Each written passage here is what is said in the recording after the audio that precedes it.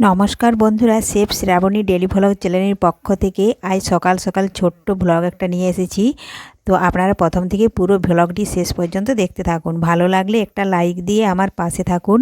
চলুন তাহলে আপনাদের সাথে শেয়ার করি। তো দেখুন, আজকে আমাদের এখানে বৃষ্টি শুরু হয়ে গেছে রাত 2টোর থেকে, সেটাই আপনাদের সাথে শেয়ার করছি। দেখুন বন্ধুরা, বেশি বৃষ্টি হয় না, কিন্তু এখন শীতকাল, এই যে কম কম বৃষ্টি পড়ছে, এটাতেই কিন্তু মানুষের ঠান্ডা লাগছে। একেই ঠান্ডা আর এখন বৃষ্টি।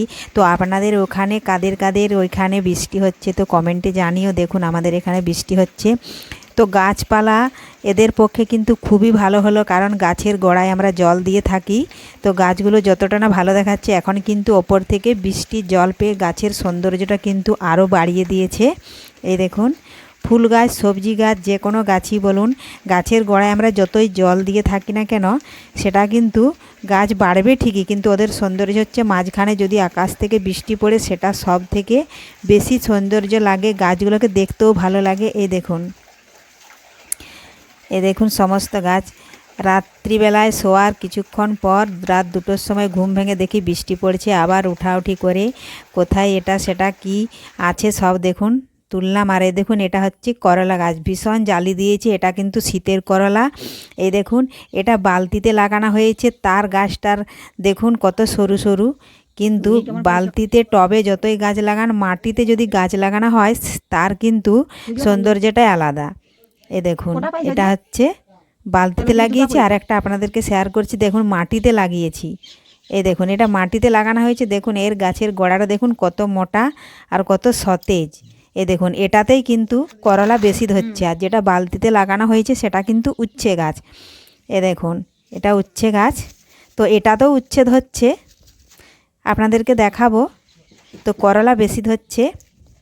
এটা বাজার থেকে কিনে আনা হয়েছে করলার বীজটা। আর উচ্ছে গাছটা কিন্তু বাজার থেকে যে উচ্ছে খেয়েছিলাম, পাকা উচ্ছে বেরিয়েছিল, বীজ ফেলে দিয়েছিলাম, সেই থেকে গাছটা বেরিয়েছে। এই দেখুন, করলাগুলি কিন্তু খুব লম্বা লম্বা বড় করলা, জাতটা কিন্তু খুবই ভালো। এ দেখুন, আপনাদেরকে দেখাচ্ছি, এখানে করলা ধরেছে।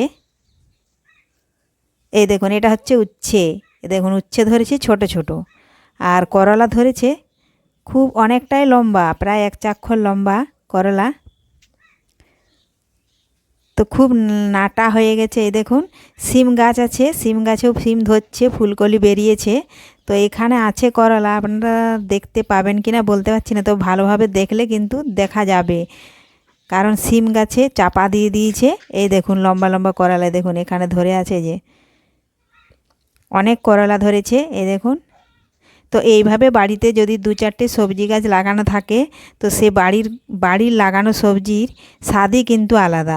কোনো সার দেওয়া হয় না, মাটি থেকে যা গোবর সার, আর বাড়িতে যে আনাজ খাওয়া হয়, আনাজের খোসাগুলো কিন্তু গাছের গোড়ায় দিয়ে থাকি।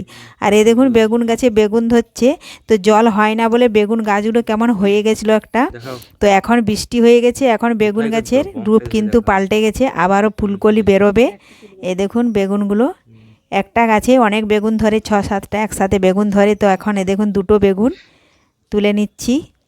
তো এখানে ভিডিওটা শেষ করছি। আজকে আর ব্লগ ভিডিওটা বাড়াবো না, কারণ আজকে অমাবস্যা। এই দেখুন, জাগ্রত মায়ের আজকে বাৎসরিক পুজো আছে, তো তার আজকে ভোগ প্রসাদ রান্না করব।